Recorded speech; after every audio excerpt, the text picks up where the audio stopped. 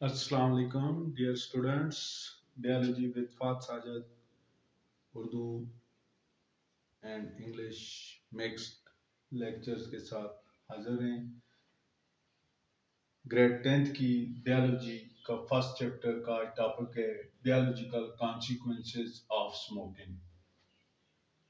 के बियोलॉजिकली जो living organism पे जो कॉन्सिक्वेंसेस हैं स्मोकिंग के वो क्या हैं, वो संगीन नताइज जो स्मोकिंग से आते हैं वो क्या आते हैं लिविंग ऑर्गेनिज्म में। ठीक है जी। लिविंग ऑर्गेनिज्म की बॉडी में जो संगीन नताइज हैं स्मोकिंग के, ये हमारा टॉपिक है। स्मोकर जो होता है उसे हाई रिस्क होता है, बड़ा खतरा होता है लाइफ थ्रेटनिंग डिजीजेस का। ठीक है जी। जिंदगी को खतरा पहुंचाने वाली, जिंदगी खत्म करने वाली, जिंदगी के लिए नुकसानदेह बीमारियों का खतरा रहता है किसको? स्मोकर को। सबसे जो क्रूशियल, सबसे बड़ा जो रिस्क है, सबसे खतरनाक जो रिस्क है वो क्या है? Cancer in lungs. लंग्स में कैंसर हो जाता है, किडनी का कैंसर हो जाता है। ठीक है जी। ओरल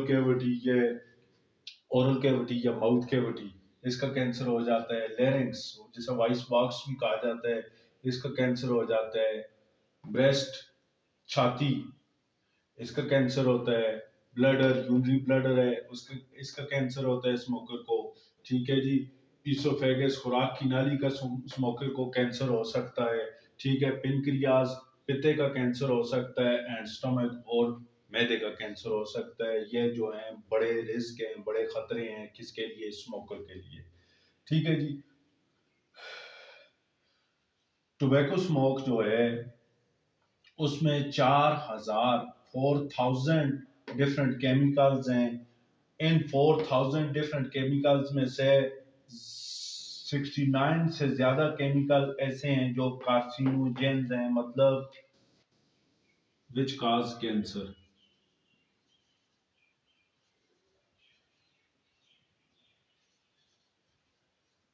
कार्सिनोजेन मतलब जो कैंसर काज करते हैं।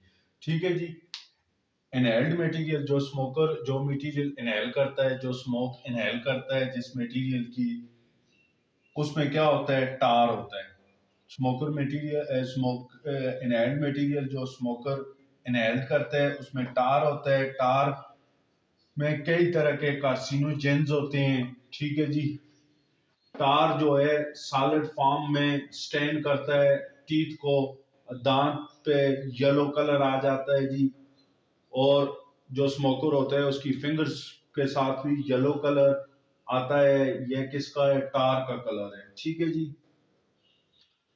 और यह इसी तरह, जिस तरह यह टीथ और स्मोकर की फिंगर्स को स्टैन करता है, इसी तरह ये टार स्टैन करता है किसके? लंग्स टिश्यू को। लंग्स टिश्यू को स्टैन करता है। ठीक है जी। और इंक्रीज करता है किसकी? प्रोडक्शन म्यूकस की और फ्लोएम की। ठीक है जी। Mucus and phloem. म्यूकस तो आपको पता है, जो म्यूकस मेम्ब्रेन जो सिक्रीशन करती है। फ्लोएम बलगम। ठीक है जी। अब ये सिक्रीट करता है म्यूकस या फ्लोएम। तो इससे क्या होता है? जब म्यूकस मेम्ब्रेन नॉर्मल अमाउंट से ज्यादा सिक्रीशन करती है म्यूकस की, तो आहिस्ता आहिस्ता ये म्यूकस मेम्ब्रेन डिग्रेड हो जाती है और ये म्यूकस सिक्रीशन की एबिलिटी खो देती है। अब म्यूकस का काम क्या है? प्यूरिफिकेशन ऑफ एयर है। अब एयर जो इनहेल करते हैं वो म्यूकस मेम्ब्रेन के खत्म होने की वजह से, म्यूकस न होने की वजह से वो एयर जो है वो अब साफ नहीं होती। वो air along with dust particle and others carcinogens direct enter होती है लंग्स में, और लंग्स का कैंसर और दूसरी बीमारियां काज करती है। स्टूडेंट्स, नेक्स्ट मूव करते हैं निकोटीन की तरफ। निकोटीन जो है इसके बहुत हार्मफुल इफेक्ट हैं। जिस तरह आप देखें, ये हार्ट रेट, हार्ट बीट को इंक्रीज कर देते हैं, साथ ही ये ब्लड के प्रेशर को इंक्रीज करते हैं और ब्लड वेसल जो है उन्हें कंट्रैक्ट कर लेते हैं। अब ब्लड वेसल के अंदर कम स्पेस है किसके लिए? For the accommodation of blood. ठीक है जी। और साथ ही ये डैमेज करता है आपके मसल्स को। आपको पता है आपके मसल्स कंट्रैक्ट होते हैं और रिलैक्स होते हैं, लेकिन ये उनके नॉर्मल फंक्शंस को, उनकी स्ट्रक्चर को क्या करता है, निकोटीन डैमेज करता है। इसके साथ साथ निकोटीन आपके हार्मोनल सिस्टम, जिससे आपका केमिकल कोऑर्डिनेशन होती है, ठीक है जी, उसको ये क्या करता है, डिस्टर्ब करता है। और साथ ही साथ आपके मेटाबॉलिज्म का जो प्रोसेस है उसे भी डिस्टर्ब करता है। अब मेटाबॉलिज्म क्या है? Totality of all chemical reaction that occurs in the cell is called metabolism. के सेल के अंदर होने वाला हर केमिकल रिएक्शंस क्या कहलाता है? मेटाबॉलिज्म कहलाते हैं।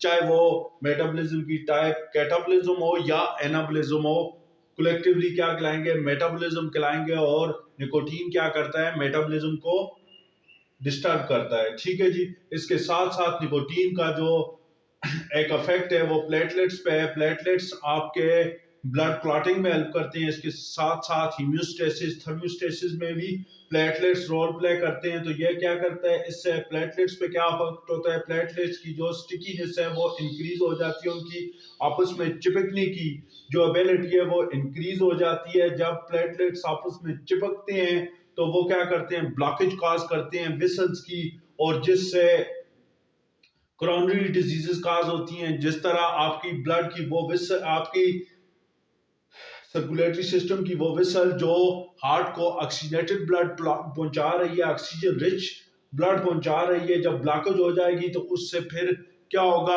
आपके हार्ट को ब्लड नहीं पहुंचेगा, और इस तरह हार्ट की ये डिजीज क्या कहलाएंगी? Coronary diseases कहलाएंगी। मतलब ऐसी डिजीजेस जिसमें जो ब्लड वेसल्स हैं उनकी क्या होगी है? ब्लॉकेज हो गई है। तो students, this is all about nicotine. Next move करते हैं जी students.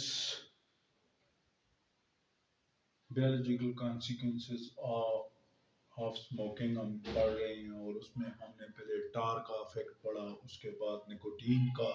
These are the harmful chemicals which are present in the smoke of cigarette. And अब हम पढ़ना है कार्बन मोनोऑक्साइड। जी स्टूडेंट्स, कार्बन मोनोऑक्साइड उस वक्त पैदा होती है जब आप सिगरेट जलाते हैं, और जब आप ये सिगरेट का स्मोक इनहेल करते हैं तो ये कार्बन डाइऑक्साइड आपके रेड ब्लड सेल के साथ कंबाइन कर जाती है। आपको पता है आपके रेड ब्लड सेल में हीमोग्लोबिन होती है जिसका काम क्या है? Transport of oxygen. तो जब carbon monoxide red blood cell के साथ कंबाइन करती है तो ये प्रिवेंट करती है किसके? ऑक्सीजन के ट्रांसपोर्ट को। ये इन आरबीसी की, रेड ब्लड सेल की जो ऑक्सीजन ट्रांसपोर्टिंग एबिलिटी है उसको कम कर लेती है, उसे रोक लेती है, ठीक है जी। और जब कार्बन डाइऑक्साइड इंटर्स हो जब कार्बन मोनोऑक्साइड इंटर्स होती है एयर वे में, ठीक है, जिससे आपकी एयर वे जो एयर पैसेज वे जिससे आपकी एयर गुजरती है, it stay with other toxic chemicals. ये आपके एयर पैसेज वे में दूसरे जो टॉक्सिक केमिकल्स हैं उनके साथ स्टे करती है और कंबाइन करती है किसके साथ? सिगरेट स्मोक्स में जितने भी टॉक्सिन्स हैं उनके साथ। अब ये टॉक्सिन, ये केमिकल्स जो हैं ये क्या काज करते हैं? इन्फ्लेमेशन काज करते हैं। पहली चीज क्या है? इन्फ्लेमेशन काज करते हैं। दूसरा ये रिपेयर करते हैं लंग्स के फंक्शंस को खराब कर देते हैं। और तीसरा ये इंक्रीज करते हैं किसका? लंग्स डिजीजेस के खतरे को, ठीक है जी। तो this is all about carbon monoxide. तो मूव करते हैं स्टूडेंट्स। नेक्स्ट टॉपिक है बेंजीन। बेंजीन जो है मेजर कंपोनेंट है सिगरेट का, सिगरेट स्मोक का, ठीक है। और ये कार्सिजीनस है, कार्सिनोजेंस है, और ये काज करता है ल्यूकेमिया। ल्यूकेमिया क्या है? Leukaemia is blood cancer. Blood cancer को क्या कहते हैं जी? ब्लड कैंसर का नाम क्या है? ल्यूकेमिया, ठीक है जी। अच्छा जी। इसके बाद फार्मलडिहाइड आते हैं जो कि कॉज करती है respiratory skin gastro intestinal problems. अब गैस्ट्रो इंटेस्टाइनल प्रॉब्लम्स कौन से प्रॉब्लम्स हैं? गैस्ट्रो इंटेस्टाइनल प्रॉब्लम्स ये स्टार्ट होते हैं माउथ से एनस तक, जो आपका फूड का जो चैन है, जो पैसेज है, इसको कहते हैं गैस्ट्रो इंटेस्टाइनल, ठीक है जी। और ये इसमें प्रॉब्लम काज करते हैं, ठीक है जी। और इसके साथ साथ डिफरेंट मेटल्स भी मौजूद होते हैं इसमें, ठीक है जी। और ये सारे मेटल्स किसके साथ लिंक होते हैं? कैंसर के साथ लिंक होते हैं। जिन मेटल्स में आ जाता है जिस तरह आर्सेनिक है, निकल है, ठीक है जी, कैडमियम है, क्रोमियम है, लेड है, and these are involve in in cancer causing, ठीक है जी। उसके बाद रेडियो एक्टिव कंपाउंड्स भी इसमें होते हैं, ठीक है जी। और ये रेडियो एक्टिव कंपाउंड्स जो हैं ये सारे के सारे क्या हैं? कार्सिनोजेन्स हैं, ठीक है जी। अब रेडियो एक्टिव किसे कहते हैं? Property of self emissions of alpha beta and gamma radiations, ठीक है जी। ऐसे कंपाउंड्स जिनकी जिनमें ये एबिलिटी हो कि वो एमिट कर सकें, एमिशन कर सकें किसका? अल्फा बीटा और गामा रेडिएशंस का। तो ऐसे कंपाउंड्स को हम क्या कहेंगे? Radio active compounds. तो डियर स्टूडेंट्स, आपने देखा biological consequences of cigarette smoking, और उसमें हमने पहले टार के बारे में पढ़ा, उसके बाद निकोटीन, उसके बाद कार्बन मोनोऑक्साइड, उसके बाद बेंजीन, फिर फॉर्मल्डिहाइड्स, और फिर डिफरेंट मेटल्स, और फिर रेडियोएक्टिव कंपाउंड्स के बारे में। These all are the chemicals which are present in the smoke of cigarette, and it most of them are carcinogenic in nature and have the ability to cause cancer in the smoker।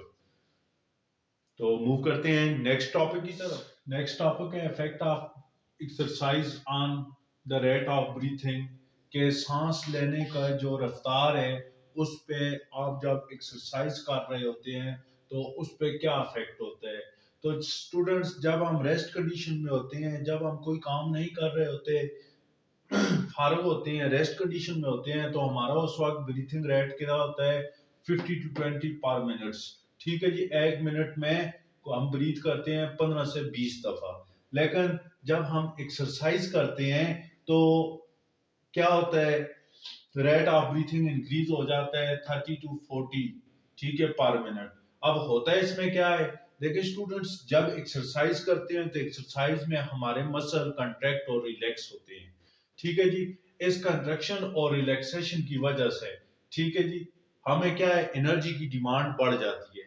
जब energy की demand बढ़ती है तो energy आती है respiration से, और aerobic respiration से ज्यादा एनर्जी एरोबिक रेस्पिरेशन से आती है, क्योंकि इसमें कंप्लीट ऑक्सीडेशन ऑफ फूड होती है, ठीक है।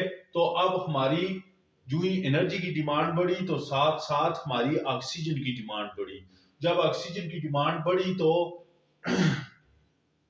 ज्यादा ऑक्सीजन चाहिए जिस्म को।